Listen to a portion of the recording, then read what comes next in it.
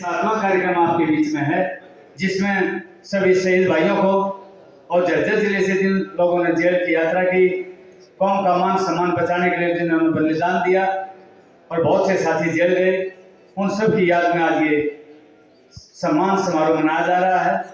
तो आप सभी के चरणों में नमन करते हुए मैं अपनी बात को शुरू करता हूँ।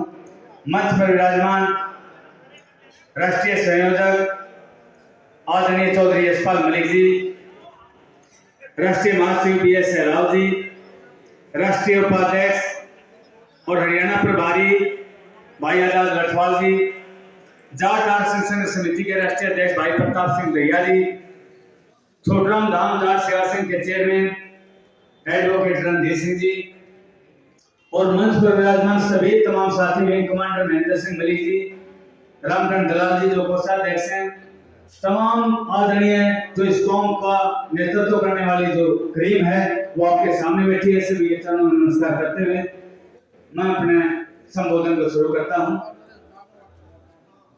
साथियों, समाज के अंदर बहुत सी भ्रांतियां फैली हैं, बहुत सी अफवाहें, क्योंकि हमारे समाज में जो राजनीतिक लोग हैं या कुछ राजनीतिक स्वार्थी जो लोग हैं, राजनीतिक नेताओं के इशारे पर बहुत सी अफवाहें फैलाते हैं। मैं उस विषय पर बात करूंगा। ये जो आंदोलन है 2006 में शुरू हुआ। बहुत से लोग सोचते हैं कि ये आंदोलन 2016 से शुरू हुआ। आंदोलन की शुरुआत जाट आरक्षण की डिमांड को लेकर 2006 में शुरू हुई। 2009 में दिल्ली का पानी रोका गया। 2010 के अंदर दिल्ली के अंदर बहुत बड़ी रैली हुई और देश में 62 जगह पर धरने लगे, जिसमें पहली शहादत शहीद सुनील सोरान ने हिसार लाडवा दी। उसके बाद संदीप कड़वासरा जी और विजय सिंह जी ने इस समाज के मान सम्मान को बचाने के लिए अपना सर्वोच्च बलिदान दिया। हर बार 13 सितंबर को हिसार के अंदर भी उनकी याद में ऐसा एक सम्मान समारोह आयोजित किया जाता है। उसके बाद 2016 के अंदर जो हमारी कौम को ललकारा गया, जिस तरह की टिप्पणियां हमारी कौम पर की गई, हम अपनी डिमांड शांतिपूर्ण ढंग से रख रहे थे, लेकिन लोगों ने, राजनीतिक पार्टी के नेताओं ने हमें उकसाया और उकसाकर हमें रोड पर ला दिया और राजनीतिक साजिश के तहत हिंसा करवा दी गई। बहुत बड़ा नुकसान हरियाणा प्रदेश का हुआ। आगजनी, तोड़फोड़, मारकाट, ऐसा दृश्य हो गया जिसकी पूरे हरियाणा की देश के अंदर बदनामी हुई, देश और दुनिया में।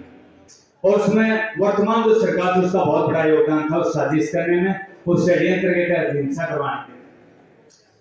एक बात बहुत लोगों के सामने बताना चाह रहा हूं, जिसको बहुत से लोगों को आज तक पता नहीं कि 2016 का आंदोलन शुरू किसने किया।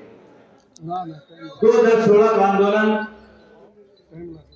8 फरवरी में जींद से शुरुआत, जिसमें पवनजीत बनवाला जी ने शुरू किया। 8 फरवरी 2016 को जींद की धरती से शुरू। उसके बाद 12 फरवरी को हिसार मैयर से ये कमांडेंट हवा सिंह सामान जी ने शुरू किया और 13 तारीख को जाकर सरकार से समझौता कर लिया। उसके बाद जो हवा सिंह सामान जी जाट आरक्षण समिति चलाते थे, उसके युवा प्रदेश अध्यक्ष युवा इकाई के सुदीप कलकल जी और मनोज धोन जी उनके समझौते से नाराज थे। वो सीधे सांपला पहुंचे कि सांपला में खापो की एक पंचायत थी और ओम प्रकाश धनखड़ जी के मौसा आजाद पवार जी के नेतृत्व में वो पंचायत थी। उन्होंने वहीं से आंदोलन का आगाज कर दिया। सांपला में रोड ब्लॉक करके 14 तारीख से आंदोलन की घोषणा कर दी और 17 तारीख को जाकर हमारी खापों के प्रतिनिधि और समाज के गणमान्य लोगों ने 17 तारीख को जाकर चंडीगढ़ मनोहरलाल खट्टर जी के साथ समझौता कर लिया, जिसका सभी युवाओं ने विरोध किया क्योंकि वो समझौता समाज के हक में नहीं था और लोग सड़कों से नहीं हटे, आंदोलन जारी रहा। उसके बाद आंदोलन में हिंसा शुरू हुई। सरकार ने हिंसा कराई एक सुनियोजित साजिश के तहत और बहुत बड़े पैमाने पर हिंसा शुरू हुई, जिसमें रोहतक में पहली बार गोलीबारी शुरू हुई, जिसमें 2 भाई हमारे शहीद हुए। उसके बाद झज्जर में बहुत बड़ा बलिदान हमारे भाइयों ने दिया और उसके बाद सोनीपत में यह हिंसा लगातार 22 तारीख तक चलती रही। मैं आपको ये बताना चाहता हूँ, उसमें यशपाल मलिक जी का कोई भी आंदोलन का ऐलान नहीं था, ना यशपाल मलिक जी ने कोई आंदोलन शुरुआत की थी। हाँ, जब समाज सड़कों पर था तो जिसके दिल में कसक होती है, हम भी समाज की लड़ाई में शामिल हो गए थे, लेकिन नेतृत्व तो हमारे युवा और हमारी जो सामाजिक संस्थाएं हैं खाप, उनके हाथों में था। उसके बाद क्या होता है, समझौते हो जाते हैं दिल्ली के अंदर और दिल्ली में समझौता होने के बाद चंडीगढ़ में मनोहरलाल खट्टर जी को मिठाइयां खिलाई जाती हैं, बड़े उत्साह के साथ समझौता किया जाता है, जिसमें सुरेश सिंह सिमन और अन्य खापों के लोग वहां पर शामिल थे। समझौता होने के बाद धरने खत्म हो जाते हैं, सब अपने घर आ जाते हैं और सरकार कहती है किसी में कोई केस दर्ज नहीं होगा और कि जो शहीद हुए हैं उनको सरकारी सहायता दी जाएगी।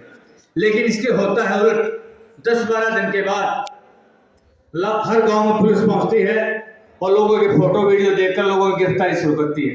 हर गांव में जाते हैं लोगों को उठाना शुरू कर दिया जाता है। जब 100-200 लोग जेलों में भर दिए, सभी खापे और सभी राजनीतिक नेता जो हमारे समाज के नेता भी हैं और दूसरी पार्टियों के नेता भी हैं, सबके मुंह पर ताला लग गया था। लगातार गिरफ्तारियां शुरू हो रही थी, हमारी कौम को कुचला जा रहा था, लगातार पकड़ कर घसीट के जेल में डाला जा रहा था। लेकिन किसी की हिम्मत नहीं हो रही थी गांव में या कोई खाप नेता या कोई राजनेता उनको कोई रोक सके, कोई एक आवाज ही बोल सके। सबको ये डर हो रहा था कहीं मेरा नाम ना आ जाए इस आंदोलन के दौरान। सब भूमिगत हो गए, कोई आवाज नहीं उठा रहा था और युवा साथी बड़ी दया भाव से देख रहे थे कोई मसीहा है और हमारी आवाज उठा रही है, कैसे गिरफ्तारियां बंद हो। और हमारी कौम के साथ जो दमन चक्कर जो अन्याय हो रहा था उसको सभी देख रहे थे। भूपेंद्र हुड्डा जी अपनी जान बचाने के लिए जंतर मंतर दिल्ली पर जाकर बैठ गए। इन कौम को बचाने के लिए कोई आदमी आगे नहीं आ रहा था। आप याद करना और अखबारों की कटिंग पढ़ लेना, उस समय चौधरी यशपाल मलिक जी वहां से आए, रोहतक के अंदर प्रेस वार्ता की और सरकार को 72 घंटे का अल्टीमेटम दिया कि हम सरकार को 72 घंटे का अल्टीमेटम देते हैं, सरकार से जो समझौता हुआ है या तो समझौते को लागू करे, ये तो 72 घंटे के अंदर दोबारा समाज सड़कों पर होगा और वो होगा तो पूरी दुनिया ने आज तक नहीं देखा होगा। उसके बाद सरकार बैकफुट पर आई और मलिक साहब ने एक घोषणा की, वहां से लोगों को आह्वान किया कि जिस भी गांव में पुलिस पहुंचे गिरफ्तार मत होने दो युवा साथियों को। तो गांव जागृत हुए, गांव के लोग इकट्ठा हुए और उसके बाद पुलिस का विरोध होने लगा गांव में और युवा साथियों की गिरफ्तारी रोकी। उसके कारण एक बहुत बड़ा काम हुआ हमारा। जब हमने आंदोलन शुरू किया तो 1440 केस अनट्रेस घोषित करने पड़े सरकार को। अनट्रेस का मतलब समझते हैं आप?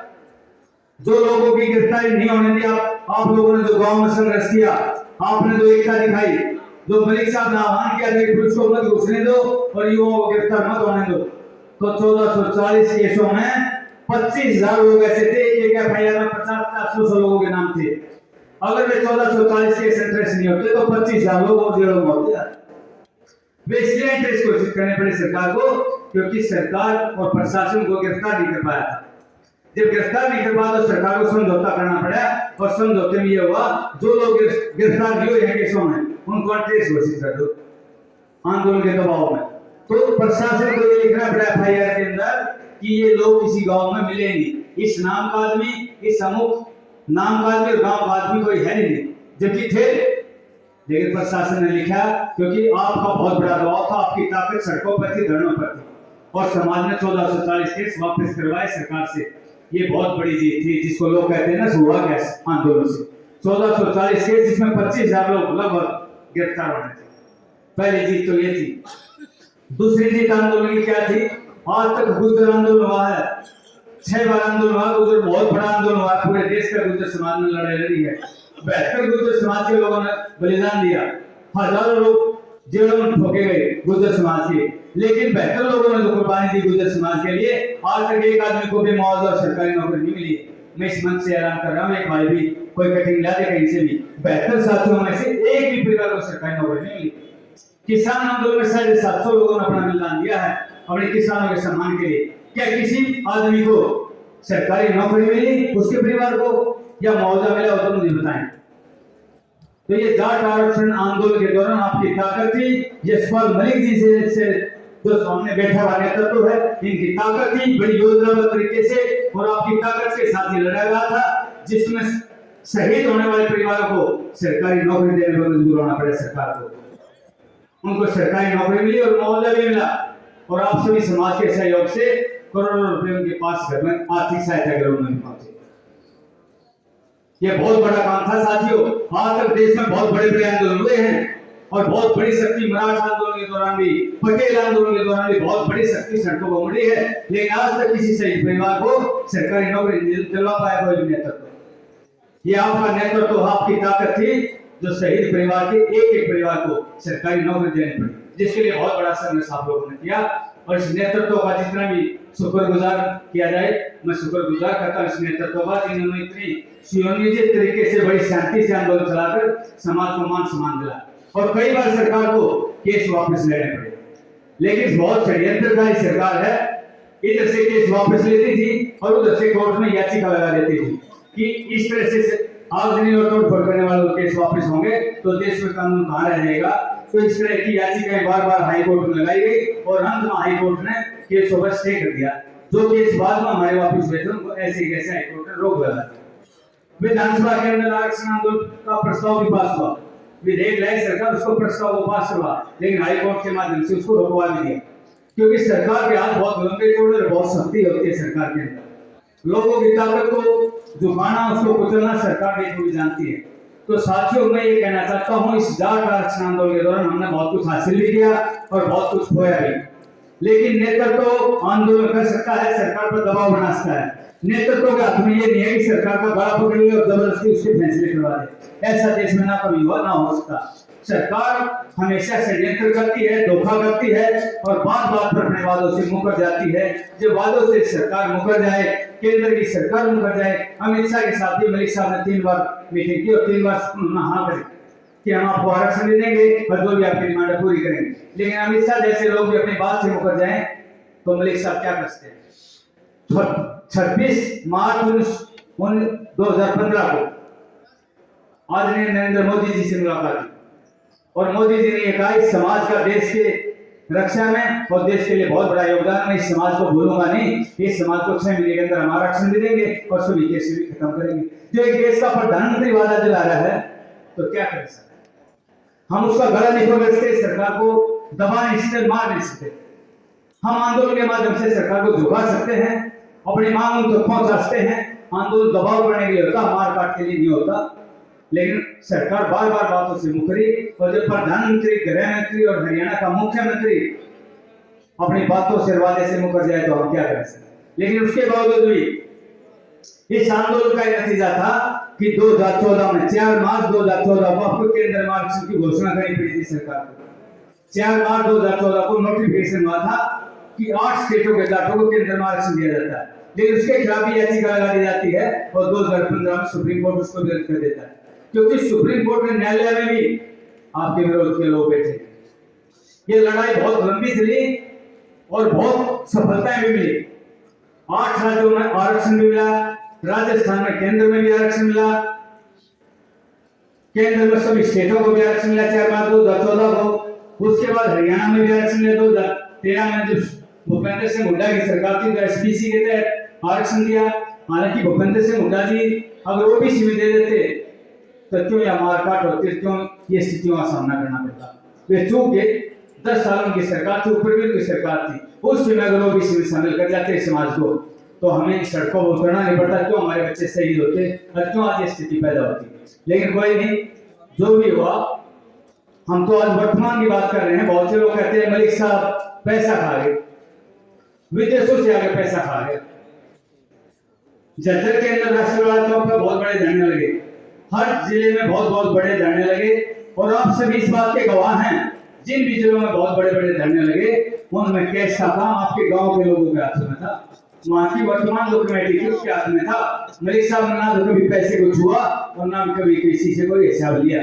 कोई एक आदमी भी पूरे देश के अंदर ये खड़ा हुआ बता दे कि मलिक साहब को मैंने ये पैसा दिया था, उसका वहां पर पर्ची नहीं है या उसका कोई सबूत नहीं है। मलिक साहब ने हमेशा अपने घर से घर खूब तमाशा किया भाई।